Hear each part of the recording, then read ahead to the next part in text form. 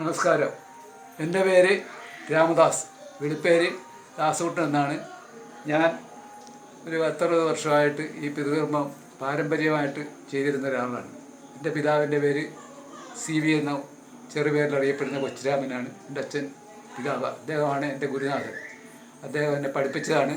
ഞാൻ ഈ എല്ലാ 52 വാർഡുകളിലും മറ്റു സ്ഥലങ്ങളിലുമൊക്കെ പത്തനംതിട്ട മുതലായ സ്ഥലങ്ങളിലൊക്കെ പോയിട്ടുണ്ട്. ഇപ്പം ജില്ലാ കോടതി ജോലി ഉണ്ടായിരുന്ന പെൻഷൻ പറ്റി ഇപ്പം ഞാനിങ്ങനെ ഗൃഹസ്ഥാശ്രമ ജീവിതം നയിച്ചുകൊണ്ടിരിക്കുകയാണ്.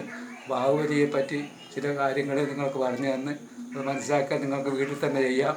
അതിനുവേണ്ടിയാണ് ഈ വീഡിയോ ഇന്ന് പ്രയോഗിക്കുന്നത്. അത് നിങ്ങൾ പ്രയോഗിക്കൂ എന്നുള്ള ഉദ്ദേശത്തോടുകൂടി ഞാൻ ആരംഭിക്കുകയാണ്. അപ്പോൾ ഈ കരുതേണ്ട സാധനങ്ങൾ: ഒരു നിലവിളക്ക്, ഒരു ചെറിയ കിണ്ടി, ഇടത്തരം കിണ്ടി, 3 സ്റ്റീൽ ഗ്ലാസ്, ഒരു സ്പൂൺ, 3 പ്ലേറ്റ്, 3 തൂശനില, ഒരു വെറ്റില, ഒരു അടയ്ക്ക. പിന്നെ സാധനങ്ങൾ: ദർപ്പ പുല്ല് ഒരു 3-5, അതൊക്കെ മരുന്ന് കടയിൽ നിന്ന് വാങ്ങിക്കാൻ കിട്ടുന്നതാണ്, പച്ചമരുന്ന് കടയിൽ നിന്ന്. അല്പം കാരല്ല, അത് 50 ഗ്രാമേ കിട്ടുകയുള്ളൂ. നമ്മുടെ ആവശ്യത്തിന് ഒരു 3 നുള്ളു മതിയാവും. അപ്പോൾ കാരല്ല തന്നെ കരുതണം.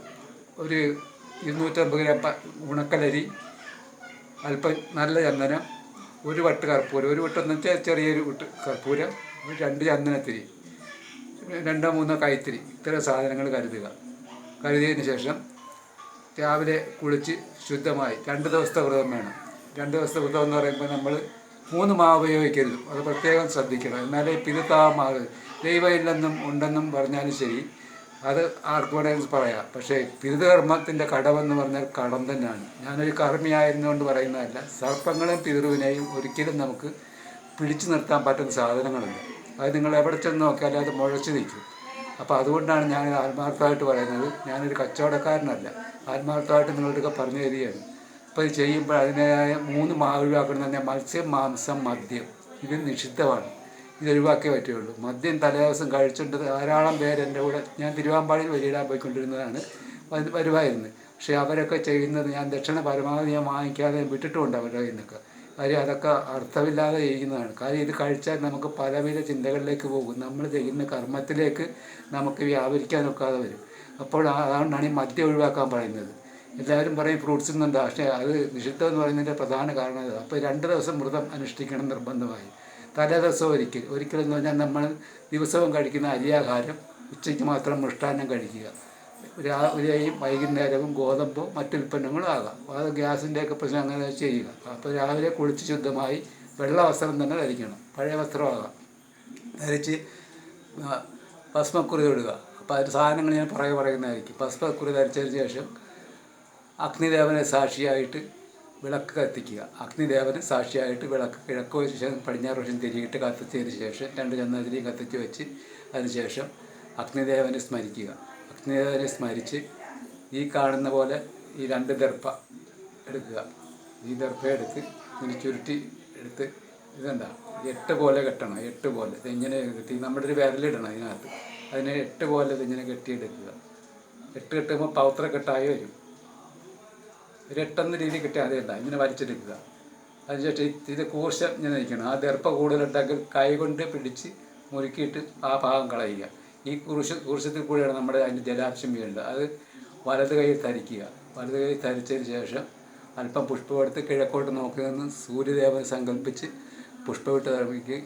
പ്രാദേശിക ദേവത, നമ്മുടെ പരദേവതകൾ ആ പ്രദേശത്ത് എവിടെയുണ്ടോ നിങ്ങളുടെ പ്രദേശത്ത് സങ്കല്പിച്ച് എൻ്റെ പിതൃക്കൾക്ക് എല്ലാവിധ വിഷ്ണുപദ സാഹചര്യവും ഉണ്ടാകണമെന്ന് സങ്കല്പിച്ച് ആ പുഷ്പമിട്ട് നമസ്കരിച്ചതിന് ശേഷം തെക്കോട്ട് നോക്കി നിന്ന് വിളക്കിൽ ഗണപതിയെ സങ്കല്പിച്ച് പുഷ്പമിടുക. പുഷ്പമിട്ടതിന് ശേഷം ഇപ്പം ഞാൻ പറഞ്ഞു കൊടുക്കുന്നെങ്കിൽ അതിൻ്റെ ശ്ലോകങ്ങൾ ചൊല്ലും. അതിപ്പം നിങ്ങൾക്കതാകുന്നില്ല, അത് നടക്കത്തില്ലല്ലോ. അതുകൊണ്ട് പുഷ്പമിട്ട് വന്നതിന് ശേഷം ഇടതുകാല് മടക്കി വലിയിട്ടിരിക്കുക തെക്കോട്ട്. ഒരു ഇലപ്പുറത്ത് വേണം ഇരിക്കുക, ഇലക്കഷ്ണത്തിൽ ഇരിക്കാനായിട്ട്. അങ്ങനെ ഇരുന്നതിന് ശേഷം ഇനി അതിനുള്ള വേണ്ട സാധനങ്ങൾ ഞാൻ പറയാം. അധികം പറഞ്ഞായിരുന്നല്ലേ: പച്ചരി, ഉണക്കലരി, കാരല്, അല്പം തേൻ, ഒരു കദളിപ്പഴം, ഒരു 50 ഗ്രാം ശർക്കര. ഇത്രയും സാധനം കരുതി അതുകൊണ്ടൊരു പിണ്ണം ഉണ്ടാക്കുന്നതിൽ ഞെരടി വെക്കുക. ഞെരടി ഒരു പാത്രത്തിൽ വെക്കുക. ഒരു പാത്രത്തിൽ ജലം വെക്കുക, കഴുകാനായിട്ട് ജലം വെക്കുക. അതിനുശേഷം ആ കിണ്ടിയിൽ നമ്മൾ വിളക്ക് കത്തിക്കുമ്പോൾ ജലവും ഒരല്പം തുളസിയിലയും ഇട്ടേക്കണം. അത് ഗംഗയെ സങ്കല്പിച്ചിട്ടിട്ട് വേണം നമ്മൾ ഇരിക്കാനായിട്ട്. അപ്പോൾ ഇത് ഇരുന്നതിന് ശേഷം 2 ദർപ്പ ഇതുപോലെ ദർപ്പ കയ്യിലിട്ടിട്ടുണ്ടല്ലോ, ആ രണ്ട് ദർപ്പയുടെ കൂർച്ച തുമ്പുള്ളതെടുത്ത് ഇങ്ങനെ പിടിക്കുക. മാതാവിനെയും പിതാവിനെ ആണെങ്കിൽ അവർ സങ്കല്പിക്കുക, ഇല്ലെങ്കിൽ 7 തലമുറ പിതാക്കളെ സങ്കല്പിക്കുക. നമുക്ക് പിതാവ്, മാതാപിതാവ്, പിതാക്കൾ, അല്ലെങ്കിൽ പിതാമകൻ, പിതാമഹി, മകൻ, പ്രപിതാമഹി എന്ന് വെച്ചാൽ 4 തലമുറ. അതിനും 7 തലമുറ വരെ നമുക്ക് സങ്കല്പിച്ച് പിടിക്കുക. സങ്കല്പിച്ച് പിടിച്ചിട്ട് ഗണപതിയെ സങ്കല്പിക്കുക, ഇങ്ങനെ പിടിച്ച് ചെവിക്ക് വെച്ച്. അതിനുശേഷം 2 കൈയും കൊണ്ട് കൂട്ടിപ്പിടിച്ച് ആ ദർപ്പ എല്ലാ പിതൃക്കളെയും ഞാൻ ബാഹുബലിക്ക് ഈ ഇലയിലേക്ക് ആവാഹിക്കുന്നു പറഞ്ഞിട്ട് നേരെ മുൻവശം തെക്കോട്ട് തുമ്പായിട്ട് തൂശനിലിട്ട് അതിൻ്റെ നടുക്കിൽ വെക്കുക. അത് നടുവിൽ വെച്ചതിന് ശേഷം ചെറുപുളയും പുഷ്പവും കൂടെ എടുത്ത് ഒരല്പം ചന്ദനവും കയ്യിലെടുക്കുക. അപ്പോൾ ചന്ദനം ഗ്ലാസ്സിൽ കലക്കി വെച്ചിരിക്കണം. ഒരു ഗ്ലാസ്സിൽ എള്ളും വെള്ളവും കൂടെ കഴുകിയിരിക്കണം തിരോധനം ചെയ്യാനായിട്ട്. കർപ്പൂരമൊക്കെ പൊട്ടിച്ച് വെച്ചിരിക്കണം. കൈത്തിരിയും വെച്ചിരിക്കണം ധൂപം ചെയ്യാനായിട്ട്. അതൊക്കെ ഒരു ആഴയിൽ വെച്ചാൽ മതി. അതിൻ്റെ ഈ വെള്ളം എടുത്തിട്ട് ഈ ചൂണ്ടുവരം തള്ളവരം നീട്ടിപ്പിടിക്കുന്ന പിതൃമുദ്ര എന്ന് പറയും. ഈ പിതൃമുദ്രയിലായിട്ട് പിതൃക്കളെല്ലാം വെച്ച് ആചാരക്കായി പിടിച്ച് പിതൃക്കളെ സങ്കല്പിച്ച് എൻ്റെ കുടുംബത്തിലുള്ള സകല പിതൃക്കളും മാതാപിതാക്കളാണെങ്കിൽ അവരെ സങ്കല്പിക്കുക, അവരുടെ നക്ഷത്രമൊക്കെ നിങ്ങൾക്ക് പറയാം. പക്ഷേ ഇവിടെ അതൊന്നും പ്രായോഗികമല്ലാത്തതുകൊണ്ട് ഞാൻ പറയുന്നതാണ്. അഖില പിതൃക്കളെ സങ്കല്പിച്ച് ആവാഹിച്ച് ഈ ഉഷത്തെ ദർപ്പമേലിരിക്കാനായിട്ട് സങ്കല്പിക്കുന്ന എല്ലാവരും ഒരുമിച്ച് വന്ന് ഈ പിതൃബലി, പിന്നെ ബാഹുബലി, ശ്രാവണമാസ ശ്രാദ്ധം എല്ലാവരും സ്വീകരിക്കണം. സങ്കല്പിച്ച് ആ ഇലയിലേക്ക് ഇങ്ങനെ കുടഞ്ഞിടുക. ഇത് പിതൃമുദ്രയാണ്. ഇതിനെ കൊണ്ട് ചാലിക്കൂടെ കുടഞ്ഞതിന് ശേഷം കൈവെള്ളത്തിൽ മുക്കുക. ശേഷം പിണ്ണം ഉരുട്ടിയെടുക്കുക. നമ്മൾ കുഴച്ച് വെച്ചിരിക്കുന്ന പിണ്ണ ഞാൻ ഷഡ്രസം എന്ന് പറയും. ഇപ്പോൾ എന്തൊക്കെയാണ്? എള്ള്, പച്ചരി, കദളിപ്പഴം, ശർക്കര, തേൻ. എത്രേ? 5 അഞ്ചായില്ലേ? അതിൻ്റെ കൂടെ അല്പം നെയ്യ് കൂടെ ചേർത്താൽ ഉചിതമായി. എന്നാലും ഷഡ്രസമാകുള്ളൂ. ഒരു സ്പൂൺ നെയ്യ് മതി. ഇതെല്ലാം കൂടെ പൊഴിച്ച് അയക്കണം. ഒരു പിണ്ണം എടുത്ത് സങ്കല്പിക്കുക. അകല പിതൃക്കളെ സങ്കല്പിച്ചിട്ട് ശ്രാവണമാസ അമാവാസ്യ പുണ്യകാലെ ഇത് മന്ത്രമല്ല, പുണ്യകാലെ ഞാൻ ഈ പിണ്ണം സമർപ്പിക്കുന്നു. എല്ലാ പിതൃക്കളും വന്ന് ഇത് ഭക്ഷിച്ച് ഞങ്ങളുടെ കുടുംബത്തിന് എല്ലാവിധ ശ്രേയസ്സും സന്താനങ്ങൾക്ക് ദുരിതമില്ലാതാകുകയും നമ്മളുടെ കുടുംബത്തിൽ മറ്റുവിധ അനിഷ്ട സംഭവം ഉണ്ടാകാതിരിക്കുകയും കാത്തുരക്ഷിക്കണം എന്ന് സങ്കല്പിച്ച് ആ പിതൃപിണ്ണം തെക്കുവശം വെക്കുക. ആ ദർപ്പമേൽ വെക്കുക. 2ാമത് കൈ വെച്ചതിന് ശേഷം ഇതേപോലെ സങ്കല്പം ചെയ്ത് 2ാമത്തെ പിണ്ണം വെക്കുക. വീണ്ടും കൈ കഴുകിയിട്ട് 3ാമത്തെ പിണ്ണം വെക്കുക. 4ാമത്തെ പിണ്ണം കൈ കഴുകിയിട്ട് എടുത്തിട്ട് വലിയ വലുപ്പമൊന്നും വേണ്ട, ചെറിയ വലുപ്പം മതി, ഒരു നെല്ലിക്ക വലുപ്പം മതി.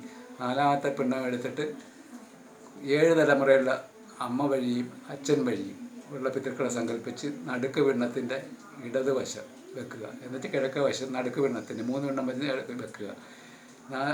5ാമത്തെ പിണ്ണം അതിന് നേരെ എതിർവശം ബന്ധുനായകത്തിലുള്ള പിതൃക്കളെ സങ്കല്പിച്ച് വയ്ക്കുക. വെച്ചതിന് ശേഷം കൈ കഴുകുക.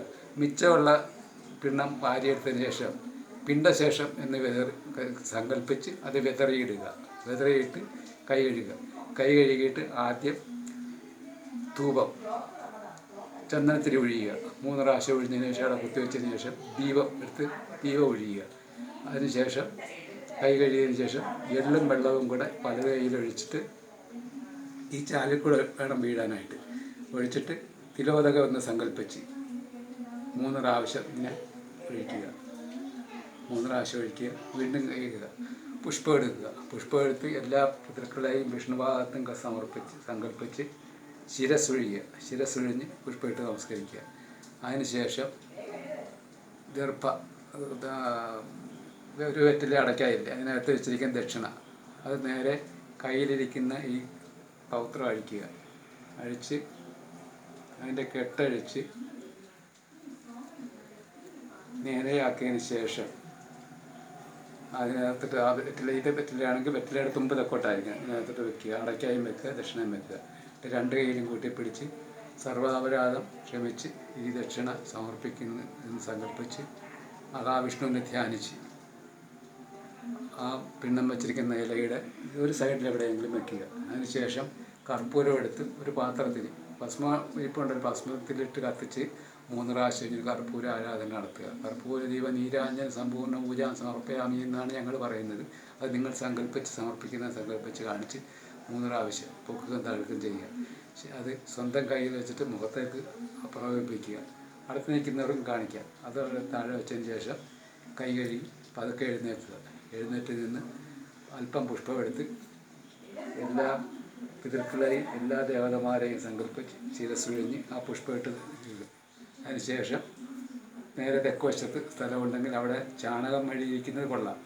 അവിടെ കൊണ്ടുവന്നൊരല്പം ചാണകം നേരത്തെ മെഴുകിയേക്കുക. അവിടെ കൊണ്ടുവന്ന് നേരെ തെക്കോട്ട് വെച്ച് കൈ കഴുകി 3 പ്രാവശ്യം വെള്ളം, ഒരു പ്ലേറ്റ് കിണ്ടിയിലെ വെള്ളം മതിയാകും. കിണ്ടിയിലെ വെള്ളം 3 പ്രാവശ്യം വെള്ളം ഒഴിച്ചിട്ട് പിതൃ തർപ്പണം എന്ന് പറയുന്നത് ഇതാണ് പറയുന്നത്. 3 പ്രാവശ്യം ഇങ്ങനെ പിണ്ണത്തിലൊഴിക്കുക.